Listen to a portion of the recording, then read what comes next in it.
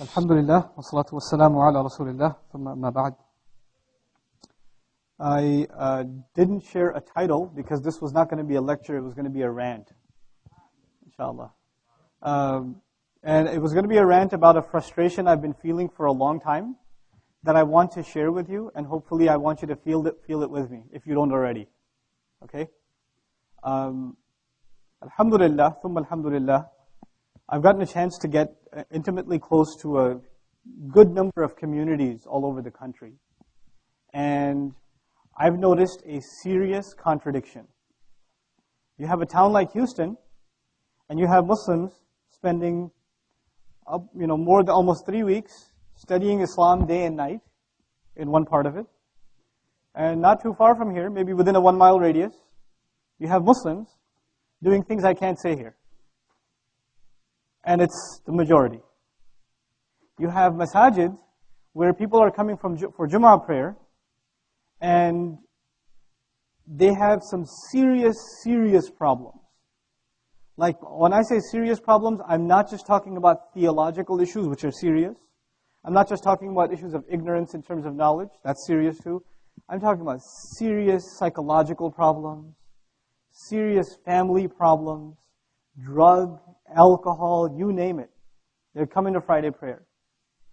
And the one place that's supposed to give them their solutions, guess what? It's not. We're going across the country, and subhanAllah, it's a gift of Allah that masajid have now become a part of the American landscape. Masajid are incredibly, we've got large multi-million-dollar properties. I mean, we're huge. We're huge.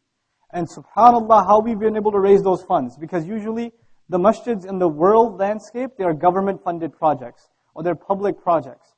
These are privately funded institutions that are being built all over this country.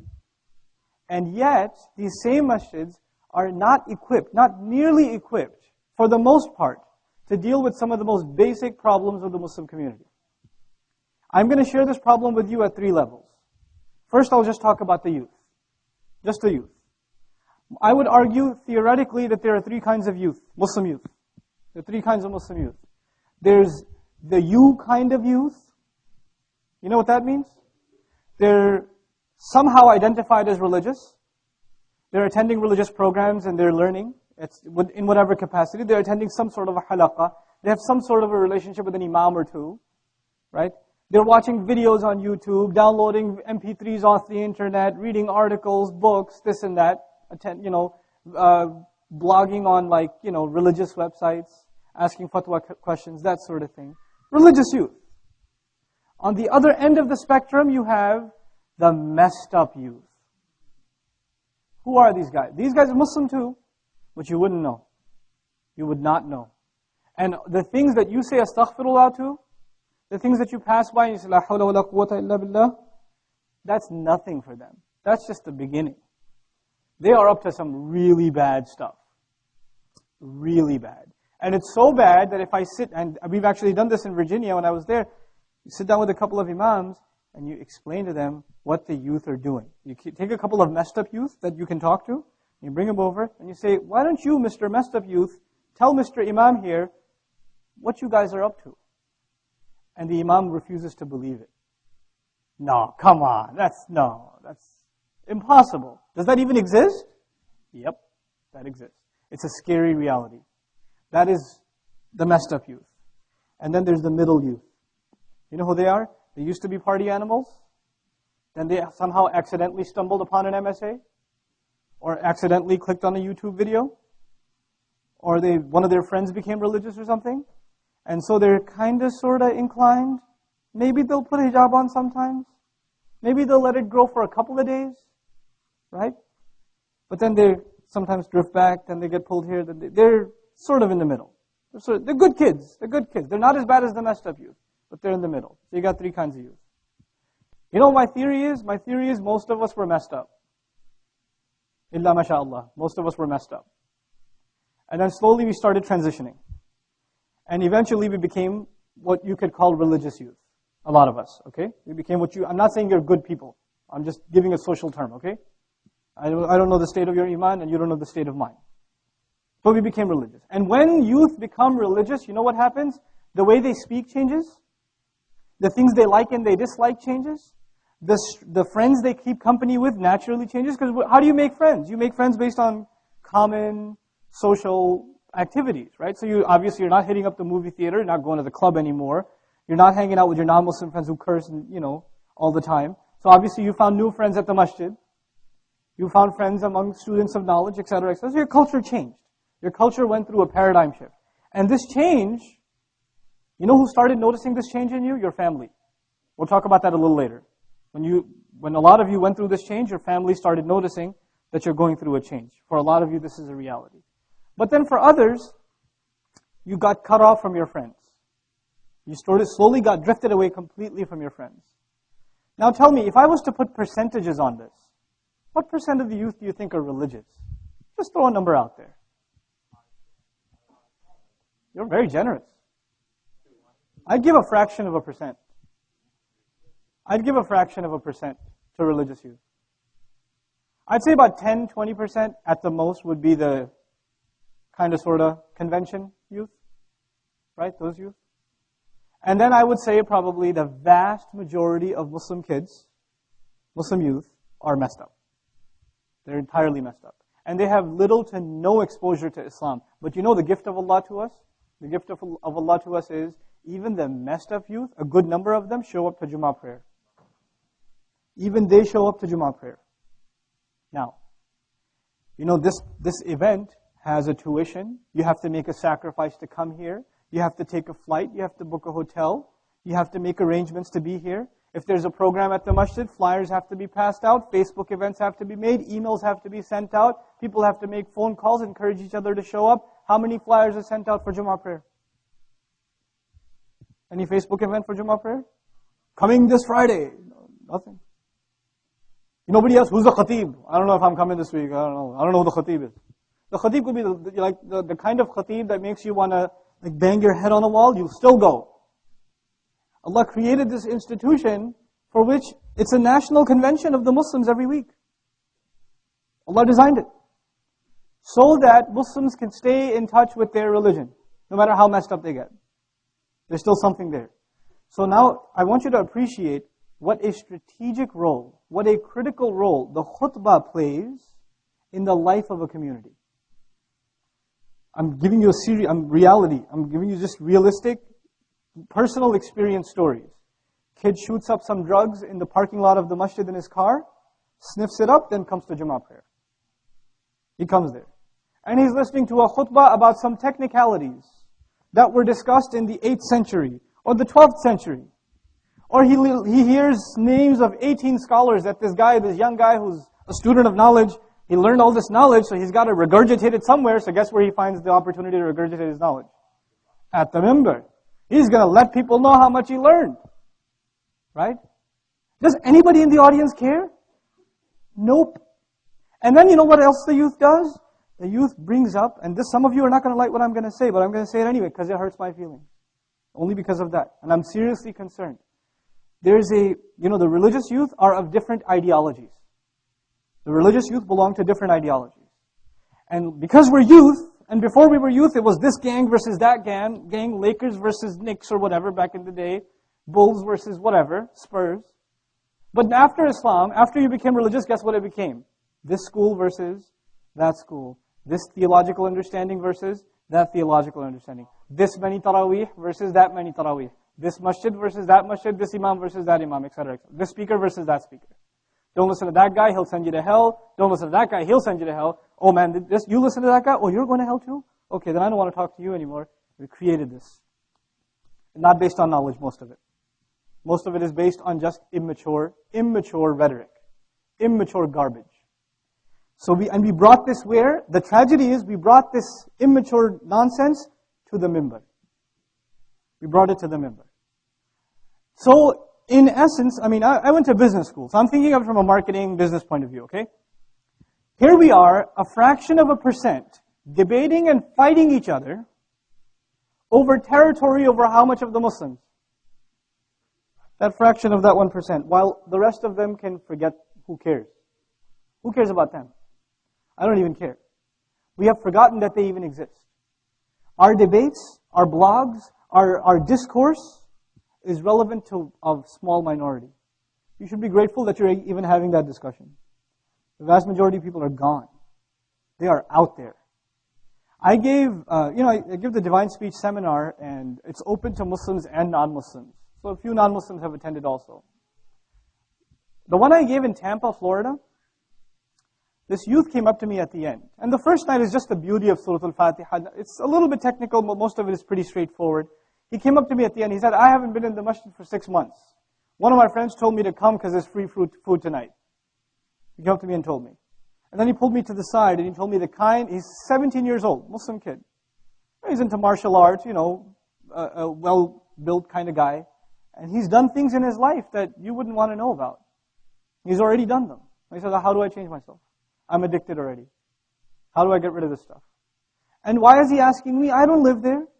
I'm just coming to visit. Who should he be asking this question? Who should be there for him? Imam of the masjid. The youth group of the masjid. The knowledgeable kid. The youths. You guys. What's your job? You're the ambassadors of Islam. That's what you are. Now, the warning label I present to you is what you learn at an advanced level, like even the lecture on Balagha, what you learn at an intermediate advanced level is not there that you regurgitate it to the masses. That's a mistake. People, the reason that you can't give that to people, if they were ready for that, they would have been here. They're not ready for that. They need something much more basic. You need to water it down. You need to keep the message simple. On the one hand, our religion is so sophisticated, and it's so intellectual, and it's so deep, and you guys appreciate that. You've been studying Deen. But on the other hand, if you just start reading Quran, and you read what the messengers say to the people, on another level, isn't it so simple? فَاتَّقُوا اللَّهَ وَأَطِيعُونَ. Have taqwa of Allah, follow me. Simple. They're keeping it simple. Fear the fire. Nothing complicated. You can get into a discussion about what are the features of the fire. Right? And you can write a 50-page thesis on the hellfire or the features of paradise. But a farmer doesn't need a thesis. All he needs to hear is, man, I want to go to paradise. I don't want to go to hellfire. You keep it simple too. What have we done? We've done this injustice to our own. Number one, we've done this injustice to our own. Now here's a strategic plan of action. Brothers and sisters, please listen to this carefully, inshallah. And make up your own strategy. This is just some things that are rattling around in my mind. The religious youth, once they become religious, they create a certain kind of language and culture which automatically cuts themselves off from the not-so-religious youth. And especially cuts themselves off from who? What's that third category? The messed up youth. Completely cuts themselves off. Okay? Who's supposed to reach them? On the one hand, we talk about da'wah to Islam, bringing new Muslims in, which is an obligation. On the other hand, our own are leaving by the floodgates. They're becoming religious by the trickles, and they're leaving by the whole faucet is open. It's gushing out. So it's counterproductive to not be concerned with the loss of our own. With the loss of our own. Now, how do we do this? How do we do this? First and foremost, don't expect the people to come to you. You have to go to the people. You have to do that. You have to start thinking like that. And you know where the people are? Let me tell you where the people are. They're not in nice places. They're at the shisha place. They're at the pool place. They're playing at the ballpark where the guys use foul language all the time. Right? They're at those places. I'm not saying you become one of them, but you know what? Those are the members of this ummah. And when they said, La ilaha illallah at any point in their life, they become more beloved to me than what blood makes, the connection that I form with blood. This is thicker than blood. We are concerned about them. We love them for the sake of Allah. We start thinking in terms of amr bil ma'ruf and nahi 'anil munkar. We start bashing and, cursing the Muslims who sell alcohol or who own these haram businesses or that do haram things on the internet, etc., etc. Did anybody stop to think, maybe I should try and save this person? What if this person was your brother? What if this person was your neighbor? What if it was your best friend? Would you just hate on them just like that? Right? We don't have love for this ummah. We're too quick to pass judgment on them. We have to, find a way to start pulling them in slowly. Pulling them, and you can't do that until you treat people like human beings. You can't do that. If you treat them like evildoers, or just, this labeled fasiq or, deviant or whatever else. Their aqidah is messed up, forget them. No. These are the assets of this ummah. Allah gave them the blessing of La ilaha illallah because Allah sees something in them. And Allah gave us whatever He gave us, whatever concern He gave us, because He expects us to do something with it. He expects something out of us. So this is the first thing I want to, at least, there should be a discussion in your circles. I can't give you the answers, I can at least give you the problem. In your own circles, there needs to be a discussion. How do we reach out to these youth? How do we work with them? I'll give you a couple of interesting stories. There was a youth group, I won't mention where it was, that, had messed up kids too. Because they used to play basketball, and they used to go out and hang out later on, eat at the restaurant. Nothing religious for a while. And the guy running the youth group was very religious. And I told them, just run the group, man. Just don't worry about teaching them anything. Just run the thing. Right? And the masjid has a ball gym, a basketball gym. So they come in and they play ball. They're playing late at night. They're using filthy language in the masjid gym. If an uncle sees it, especially a desi uncle, what's going to happen? Oh, forget about it. Yeah, so he's like, get out of here, and don't come back. Hey, what kind of masjid? Right? Now, tell me this. This guy with tattoos all over his body, rings in places you wouldn't want, playing basketball, you curse him out, where's he going to go? What's the next step? If he's not here, he's at the club. He's somewhere else. At least he's here. At least he'll hear the adhan for Maghrib. Maybe he might even join us for Salat one day, in a few weeks. Maybe. But somebody has to treat this person like what first? A person, a human being. Someone worth, saving. Or at least that they should be given the message in a decent fashion. That they deserve that much. Now, I'll give you another example, just what's going on at the masajid. Ramadan 2 years ago. A guy, totally drunk. I mean, this guy is drunk. Muslim guy. Walks into the masjid during Taraweeh prayer. Can't even stand straight. Guess what happens next? They kick him out. Dude, he came to the masjid. Does that tell you something? Does that tell you that he's trying to seek help? Does that tell you he's trying to quit? Why would he bring himself in the middle of humiliation? Why would he do that? He needs help. The only help you provide was curse and yell and a'udhu billah and kick him out. This is what we do to Muslims. Imagine what we do to non-Muslims. This is a Muslim. Now I'm going to give you a non-Muslim story. You may have heard this one on a video somewhere. True story again. So this guy, he's a Vietnamese guy. He's Muslim. And his co-worker is an idol worshipper. Vietnamese have a lot of different idol worship sort of religious traditions. And he's one of them. I forget which one specifically. But the co-worker, the idolatrous co-worker says to his Muslim co-worker, hey man, I want to come with you to your worship on Friday. So the guy keeps putting him off. No, I don't know. I don't think you're ready. But he keeps insisting, so he takes him to the masjid. So they go to the masjid. And they go to the masjid and he looks around and everybody's making ruku' and sujood and qiyam, everybody's making sunnah. It's before Jummah time. And he says, man, where's the statue? Because everybody's kind of doing this stuff, but I don't see any statue. He says, no, we don't have a statue. You can't, put an image to the master of the world. He's beyond images. That would be putting a limit on him. He says, that's amazing. How do you pray to this God? He says, just like these people are praying. So he sees people doing what? Qiyam, ruku, sujood. He says, I get it. He went down like that. Guess where he learned that from? From his own religion. Right? So this brother sees this from a distance. In the spirit of Amr bil Ma'ruf and Nahi anil Munkar, he gets up, he comes over, grabs the guy by the shirt, drags him outside the masjid, throws him out and says, until you learn to make the salah according to the sunnah, don't you come back. We at the masjid level are not ready to deal with the people that need our help. We're not ready. What if a woman inappropriately dressed walks into the masjid? What's going to happen?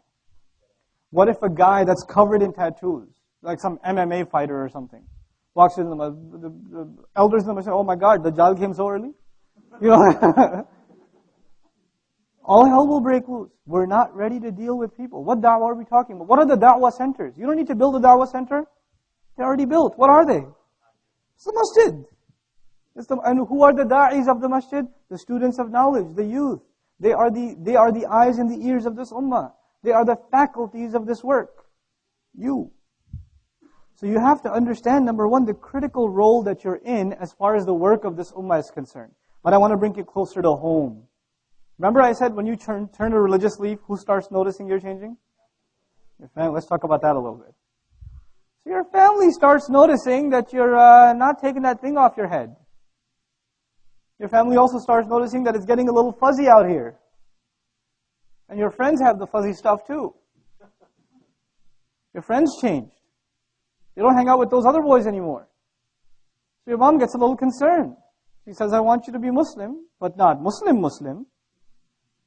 This is not why you came to America. Right? They get concerned. They get concerned about it. The mother says to the daughter, the father says to the daughter, who's going to marry you looking like that? We don't do this like that in our family. Why don't you act like the rest of the family? What's the matter? You're embarrassing us. We can't take you to the wedding looking like that. We can't take you here. You face this? You know people that face this. In other words, what's happened is the people that are trying to hold on to any strand of the religion have become the outcasts of the ummah in their own homes. They have become the outcasts and you're the weirdos. This is the weirdo convention right here. We are the outcasts of our own families. We are the objects of ridicule. You go to the Eid gathering for most of you. Oh, Maulana is here. Issue me the fatwa, huh? So is this haram too? Is that haram? Remember last year when you used to be partying with us? What happened now? Religious now? Okay, we get it. We understand. You become the object of ridicule. And through you, Islam. And when you hear Islam being made fun of, or halal and haram being toyed around with at the end of a coffee table, what happens to you? Young Muslim? Grrr. And when that happens to you, what do? Astaghfirullah, this is a bid'ah, your aqidah is messed up, you're following your culture, not the religion, slam the door, walk out. And then your parents come back to you and say, oh, so this is what the religion teaches you, right? Talk to your parents like that? I got you good. I got you on lock. Understand this. When you become serious about the religion, be mentally prepared. Some of you are blessed with, very good families, alhamdulillah, but many of you have this trial. Or you know people who have this trial. One of the worst things in our deen, one of the worst things in our deen is so much as talking back to our parents. Right? Now know this as a reality. I see a lot of young faces here, so I say this. Know this. Your father, for the sons here, your father knows exactly what to say to get under your skin and make it burn. He knows exactly what to say. And he knows that it burns too. And he says it anyway. You know why? Not because he hates you, because he wants to see what you're going to do next. He wants to test your patience. And if you do snap, if you do flip out, he's going to say, aha, this is what the religion teaches you. This is what that imam's been telling you. This is what that ilm samit. That's what's going to happen. You come back with a B in your calculus class. Guess what's going to be blamed? Your religion. Your religion. You lose your job. Guess what's going to be blamed? Your religion. By who? Not the non-Muslims. Your family. This is because of that face of yours. This is because you're always going to the masjid. That's why they probably fired you. This is why you failed. In other words, all of your successes will be overlooked, and all of your failures will be attributed to psychological war inside your home. It's a psychological battle inside your home. And if you want all of the good that you're trying to do, you're trying to attend classes, go to conferences, sit in the company of shuyukh, listen to hours and hours of lectures, stay away from music, stay away from movies, stay away from bad companies, keep your eyes low. Oh my God, there's so much to do. You want to wash all of that, multiply that by 0, talk back to your parents for a second. And we do. We do. We can't take it. It gets under our skin. It boils over. And we say, oh, how dare you? And then that one time you snapped, done. There's a reason that Allah Azza wa Jal puts, the gratefulness to them at such a high regard. And if your blood boils, if they do something wrong, I would think Ibrahim alayhi salam's blood would boil a lot more, because his dad makes idols. Talk about a bad aqidah. Right? He makes them. How does he talk to him? respect, love. Ya abati, my beloved father. He's kicking him out of the house. He says, I'll make dua for you. I'll ask my master to forgive you. As he's getting kicked out of the house. Not fine. I'm on the sunnah. No. It's not the discourse. It's a different discourse. We have to learn. We have to learn to grow a thick skin. I'll tell you a personal story. You'll enjoy this story. My dad experimented with me. And my mom taught me. She realized what he's doing. And she said, listen, you need to understand to learn how to play the game. And then I was like, I've been a dummy for so long. I didn't know. You know what my dad did? My dad loves to do this. He comes to me and says, I was listening to the Shia speaker. He's so good. And he makes a lot of good points. And he just goes on and on talking about the Shia guy and, how they have really good arguments and stuff.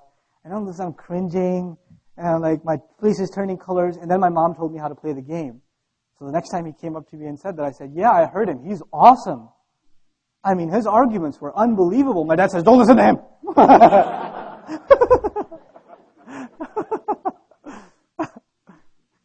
So I ended that conversation right there.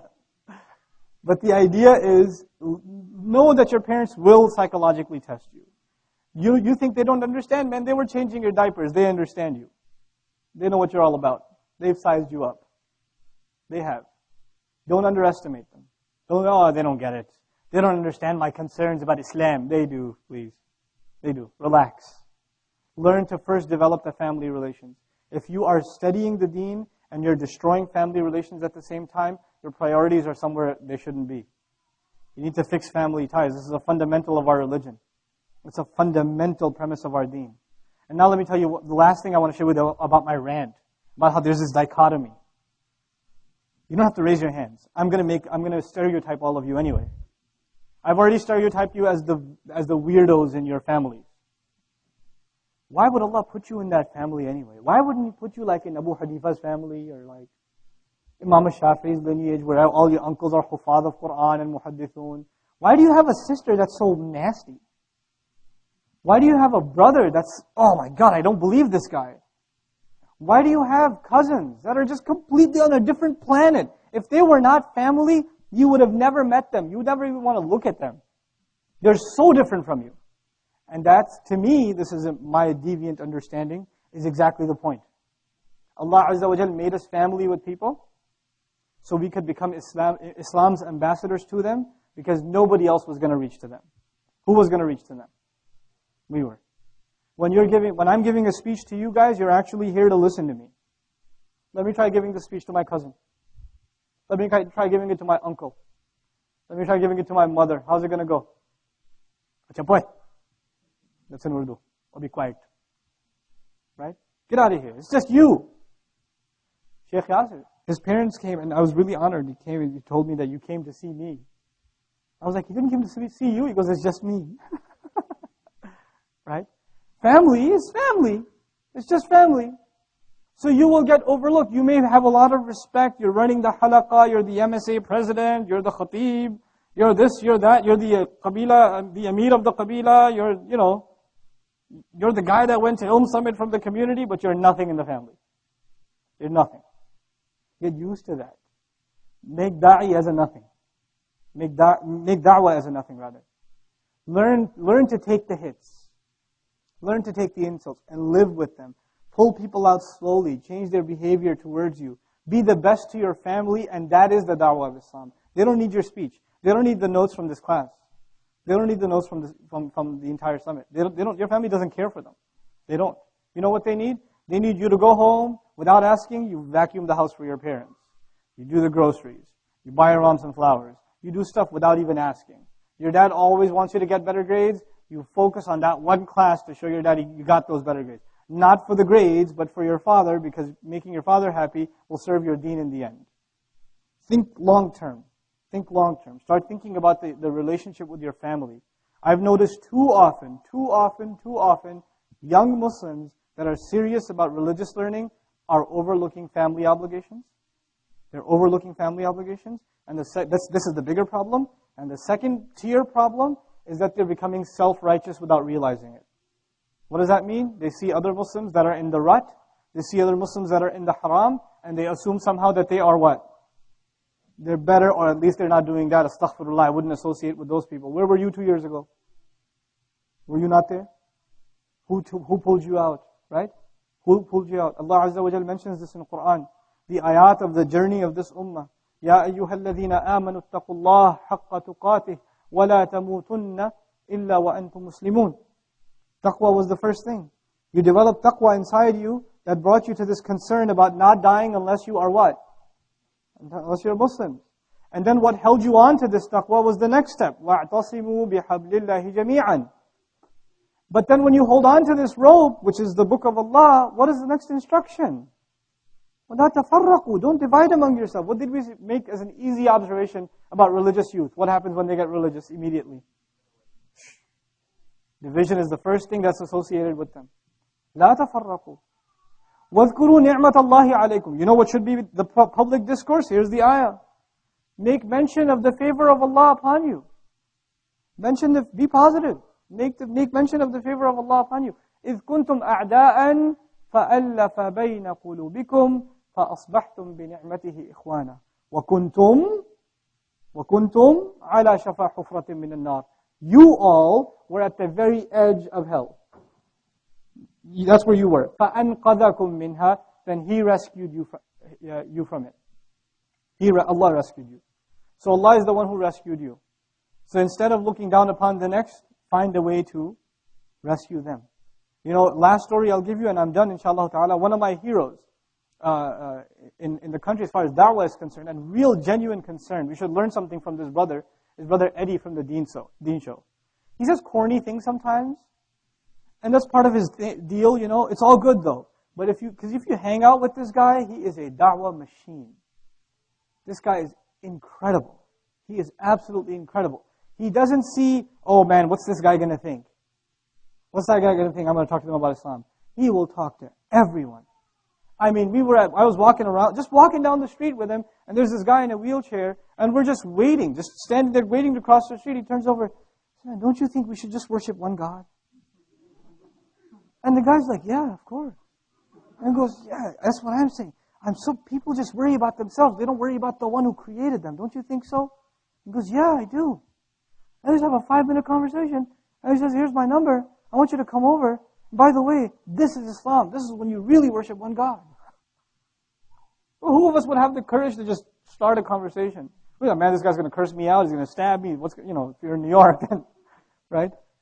What else might happen? But subhanallah, he doesn't see, what might happen. He sees that he has a message to deliver. Genuine concern. Genuinely concerned. His tenant, he's in a building, and his tenants are some of these guys that are they work out and stuff, and they do that jiu-jitsu stuff, right? That Brazilian jiu-jitsu, right? So there's non-Muslim guys, a lot of non-Muslim guys. A lot of them have become Muslim too. So this one guy, I was staying with him at the apartment, and this one guy, one of his tenants, he was about to go into his apartment, but his key got stuck.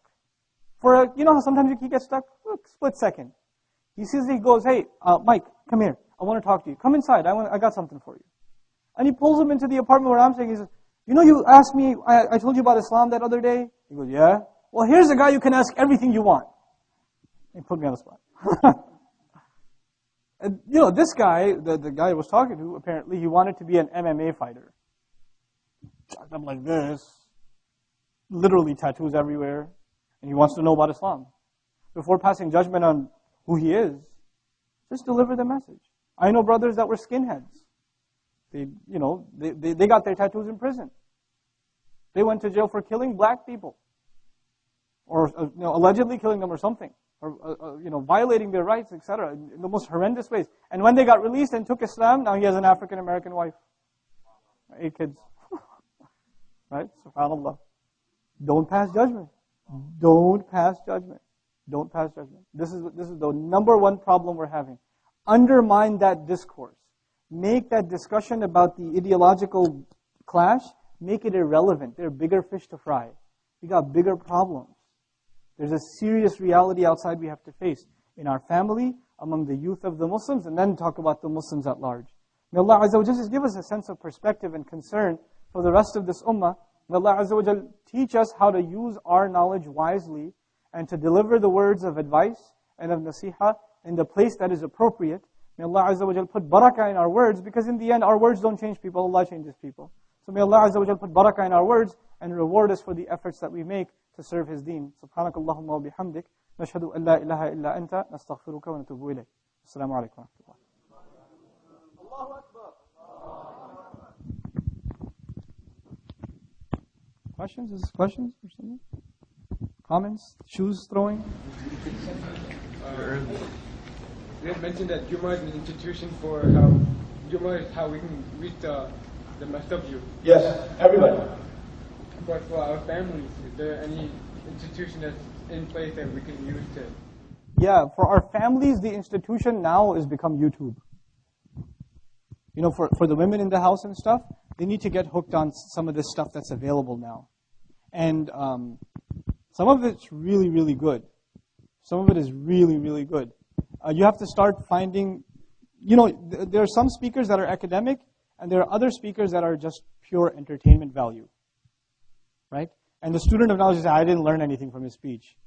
You didn't learn anything from his speech, but a lot of people started praying because they heard that speech. Right? So don't judge a speaker just based on how many hadith did he quote, how many ayat, etc., etc. It's also about how did they impact people psychologically. Right? I can give you an example. I went to the ICNA convention a couple of years ago, and I was listening to Imam Siraj.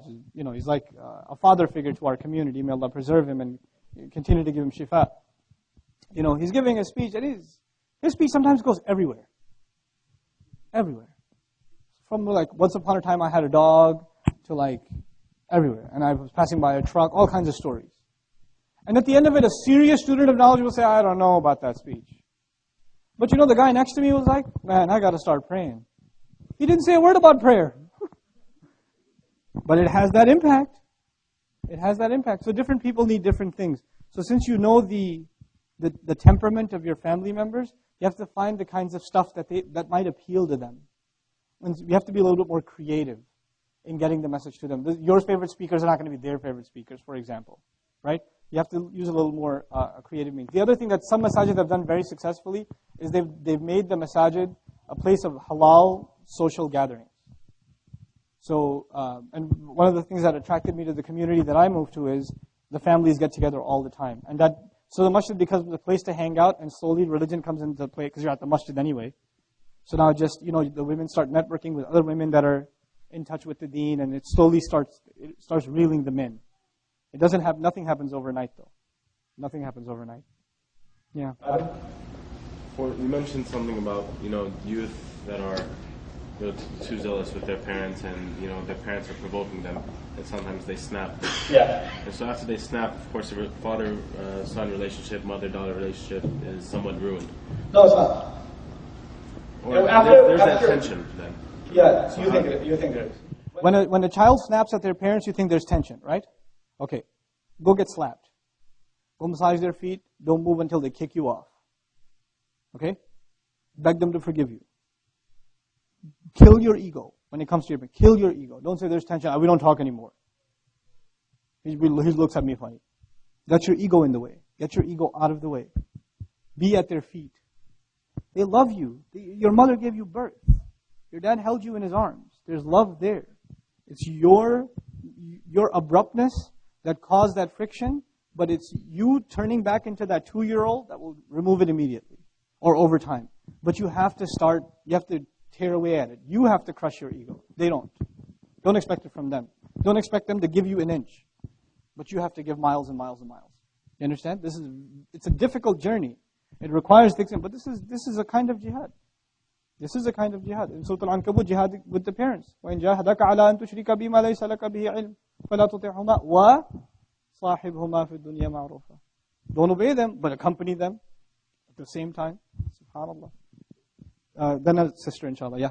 One issue that you mentioned is obviously being judgmental. And it's very, very common. It's like consistent fight within yourself to try not to be judgmental, not try to judge people. But it's the same issue that you mentioned, like when we try to act, or when we actually want to act as ambassadors of Islam, we talk about Islam, we're just giving basic dawah even. Yeah. It's the whole idea of the other person's reaction that gives you that idea. I mean, if the person feels benefited and he comments or something like that, it gives you the first impression that you get it because I did something for him.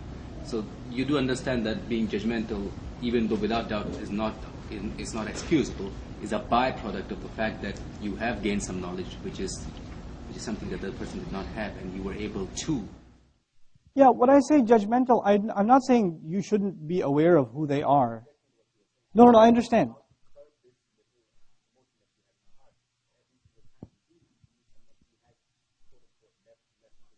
We do size them up, basically. We size people up. That's fine. But we don't judge what's in their heart. We don't judge their potential. It's okay to size somebody up and say, okay, this guy doesn't know much. I better talk to him this way, this way, this way.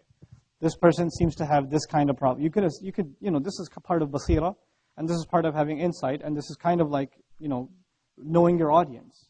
So part of that is passing some sort of judgment. But I'm saying not passing judgment on their character, that this guy's fate is sealed. I mean, how is he ever going to change? How is he ever going to, come on, seriously, this guy? No, don't pass that kind of judgment. But yeah, in da'wah, you do have to be cognizant of the age of the person you're talking to, the temperament, their mode of speech. You have to take all these things into consideration before you speak. And that's exactly what we're talking about in eloquence. You need to psychologically assess your audience before you speak to them. You need to kind of have an understanding of where they're coming from before you address them, right? Sister side, any questions? It's all good? Yes, go ahead. Her and then you. Yes. When we were talking about the majority of meetings for non-Muslims, like the Muslims, Yeah. and how we need to try to somehow bridge the gap with them. I know you mentioned that you don't have the solution, just like reach out to them, but I think I know in our community that's always been a major concern because. Well, there are some things you can start doing.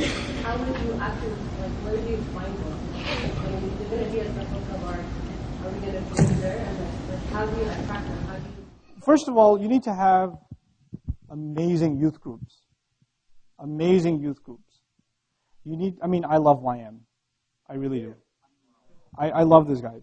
I love any youth group. I don't mind Mina, Mass, Youth, YM, MSA, whatever. It's something. It's something, for God's sake. You can whine about it and say, this is their problem, this is their problem, this is... Man, it's something. We don't have an endless amount of resources. At least we got something, right?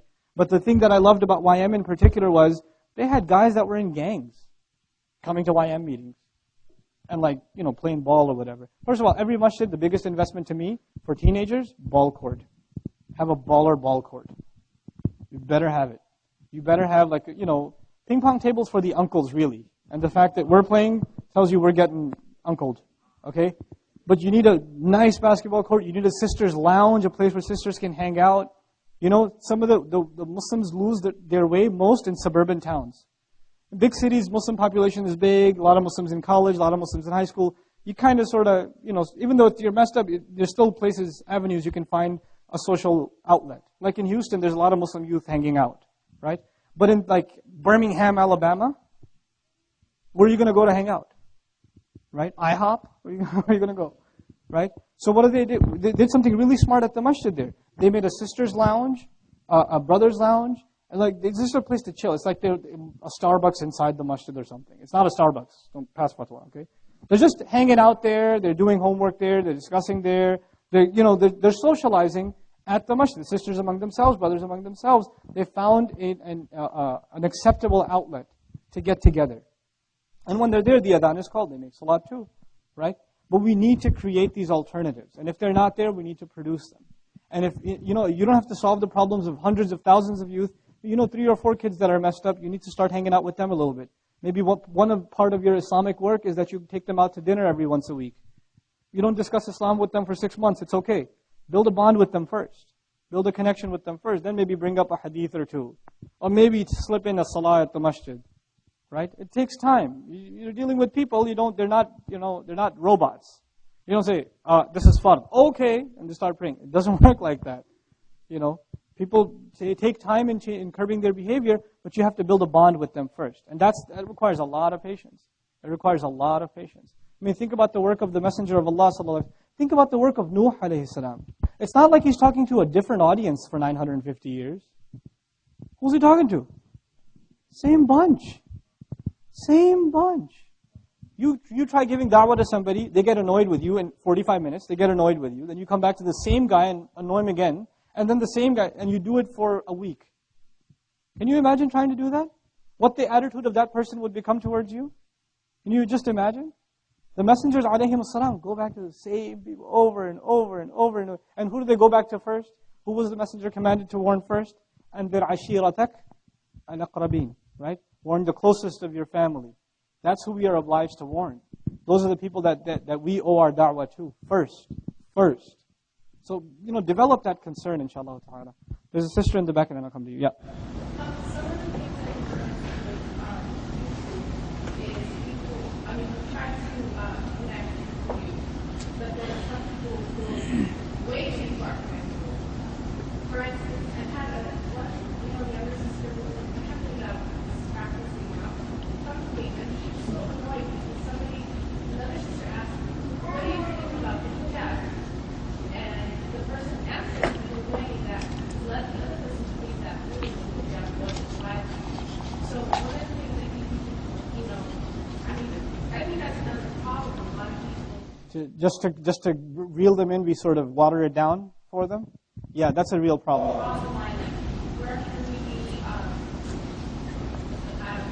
identified that at the same time? Yeah, we should. Here's at least my personal philosophy on it, because I was in that position at one point too. The question is, sometimes we try to bring the youth in and we try to connect with them and stuff, but then they'll ask a pointed question like, is hijab really fard? And you think in your head, well, if I tell this girl it's fard, then she might never come back, right? Or this brother, if he says, Imam, salah is fard 5 times, right? Then he might forget me and just go away, right? And out of that fear, you don't share that with them. Well, we are asked, we speak the truth. We can't shy away from the truth. But the way you quote the truth is with taqwa. This is Allah's methodology in the Quran, right? When He doesn't just tell you to obey Him, what does He wrap the ayat of obedience with? Taqwa. Look at Surah An-Nisa.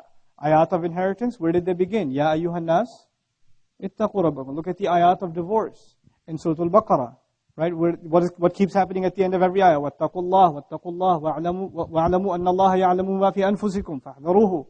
Right? Be fearful, be in awe of Allah. So this idea of developing taqwa in people, why should you want to wear hijab anyway? Just take it back to the root every time. Don't just answer with a yes or a no. Make it an opportunity for advice, right? That's what they really need. They need heartfelt, sincerely felt advice. A lot of times people that are disconnected from the religion want to turn the religious discussion into what is halal and what is haram, and that's it. Right? And they want to make that debate out of it. I don't think it's that bad. I don't think that, and they bring it to you from an ethical point of view, other points of view. When you get questions like that, you need to redirect them in what direction? The fundamental cause for the Muslim, you're not calling them to Iman because they have some of that already. You're calling them to taqwa. Fear Allah. Be cautious of Allah.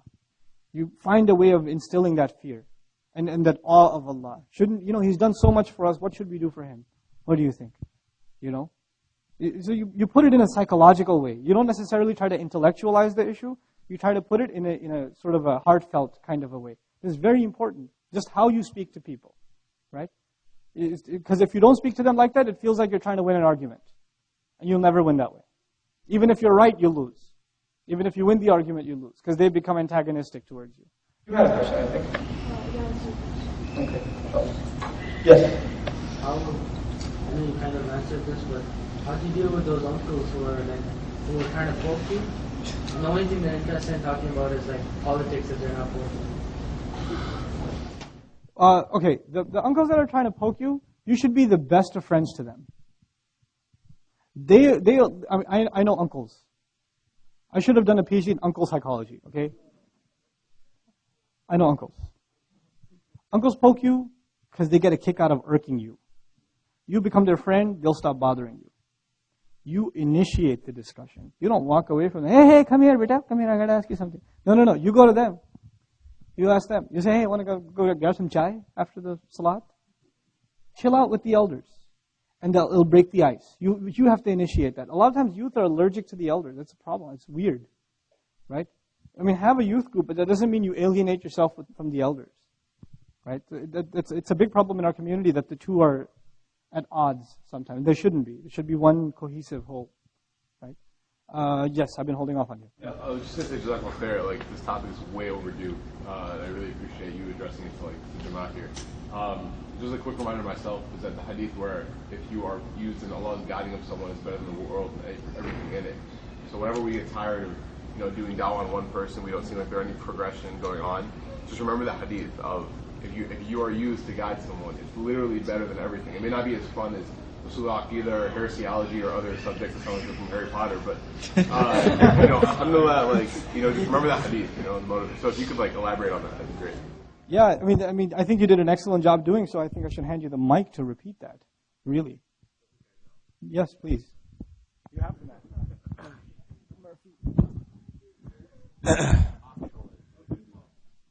No, I was just saying there's a hadith that my friends and I, when we were in this youth group, and we kind of talk about how we do da'wah to these kids, and we say that we each pick one kid or one or two kids, and we try to focus on them.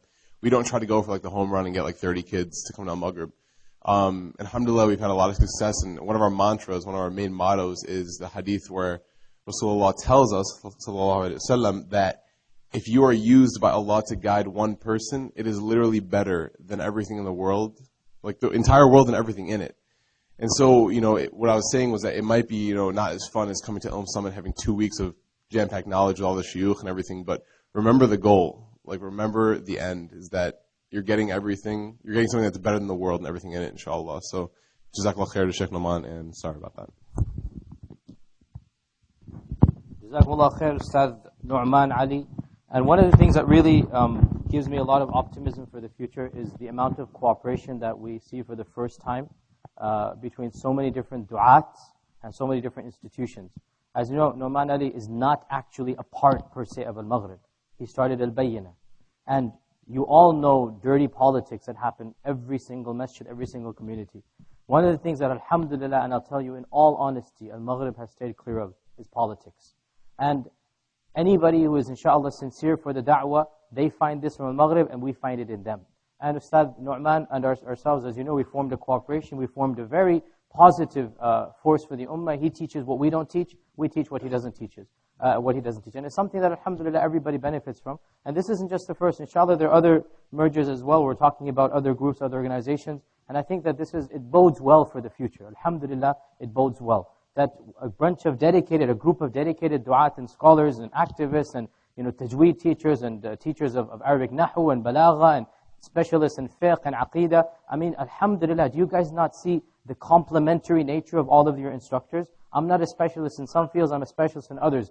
Yasir Bridge is specialist in others, Sheikh Walid is others, Ustad Ali and others, Wissam and others, Uthman and others. The fact that we all come together, wallahi, I wish I had this opportunity when I was 17, 18, 19, and then I had gone to Medina, my level would have been something else. When I went to Medina, and he's an Arabic teacher, so he can relate to this, I didn't even know a fa'il from a maf'ul. I didn't know mansub from marfu' from majzoom, okay? I'm a student at Medina, I didn't even know the difference between nahu and sarf. I had no clue what these sciences were. How I wish that I had this platform so that when I had gone abroad, Allah knows where I would have been now. And the goal is you guys build on the shoulders of other people like I built upon those who I studied with, right? That's the goal, that we hope for every generation to come and to build upon what we have to offer. And it makes my heart melt to see all of these instructors and du'at and activists all come together, and we can be totally frank and say there are absolutely no politics that we have to hide. And I'll tell you, I've been working with many organizations. There are lots of politics with many organizations. You all know this, with many masjids, many groups. Alhamdulillah, Sheikh Walid, Sheikh Yasir Burgess, Ustad Wissam, Ustad Nouman, Sheikh Uthman, we're actually genuinely friends. We actually call each other and we actually have a good time when we get together. That's something very rare in an Islamic organization, much less 2, 3, 4 multiple Islamic organizations coming together. And wallahi, this is a blessing from Allah, and I think that the future, inshallah ta'ala, is bright, and I am very optimistic about the future.